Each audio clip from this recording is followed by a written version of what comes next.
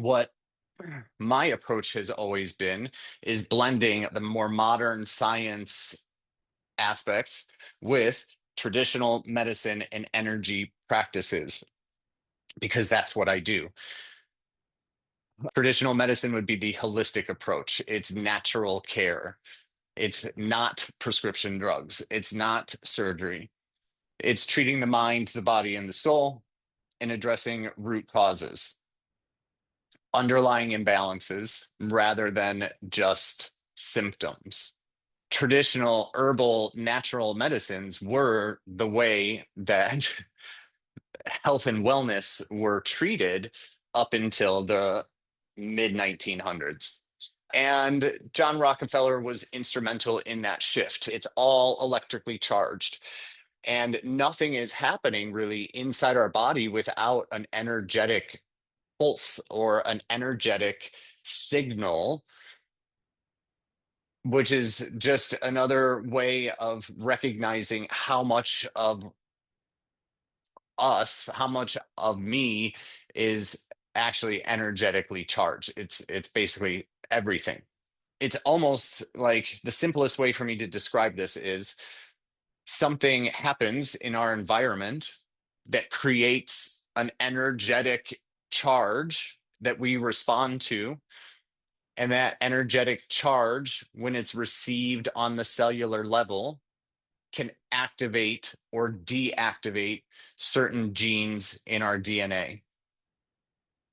This is the trickle down effect of epigenetics. And what happens in the past can be still active in the present within me, even though I never experienced the famine 100 years ago. My cells can still remember it though, because those genes in my DNA are active because they got passed down from generation to generation to generation. An emotional trauma could be absorbed in the fascia as well, because emotions are energy. Fascia is under a microscope, a crystalline matrix when it's viewed, which is pretty cool. The crystalline connective tissue. Research reveals that our body is made of unique molecular liquid crystalline structures, which would be considered living. They can create, transmit, and receive biophotons or light, hertz being the measure of frequency. Everything is frequency. So this is where I can go off on a quick tangent about the fact that everything is energy and frequency.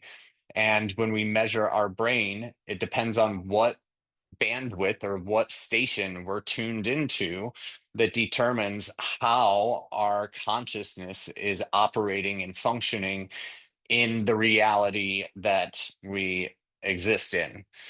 The heart is an electromagnetic organ, and it emits a toroidal field of energy several feet outside of our body, which all of our hearts are communicating energetically through this field of energy. Particularly when we start to come closer to one another, we are sharing information through this heart field without speaking any words. The heart scientifically emanates thousands of times more electricity and magnetism compared to the brain. 60%. So 40% of the heart tissue is cardiac muscle and cardiac cells, right? Within the cardiac tissues, 60% of the cells inside the heart are actually neural. They're nerve, they're brain. They are identical to the cells that are in our brain, but they're in our heart. This is science. And there's a lot of evidence that says that past what we recognize as being modern era, that potentially there was a lot of technology on this planet that utilized science, what we think of as science, but it was all linked to frequency and energy and vibration. Every emotion that we experience creates energetic charge, and we feel this energetic charge in our body. And essentially, when energy gets stuck, it usually manifests as pain or discomfort. And that means that that pain or that discomfort is not from something physical, it's actually from something emotional that just couldn't move out of your physical body. It gets stuck. The reason why I'm talking about the spark and conception is because at the moment of conception, the moment that an egg is fertilized by a sperm, there's a documented spark of light. There's a flash of light that takes place. The entire egg like goes whoosh. And scientifically, there is a discharge of zinc ions, like this massive explosion of zinc ions. And we can video document that as a spark of light. This is the spark of chi and prana. This is the spark in the moment of like becoming. What that fundamentally tells us, though, also is that at our foundation, at our core, we are beings of light. And activating the Kundalini is a process of activating the energy flow, the serpent rising from the base to the crown.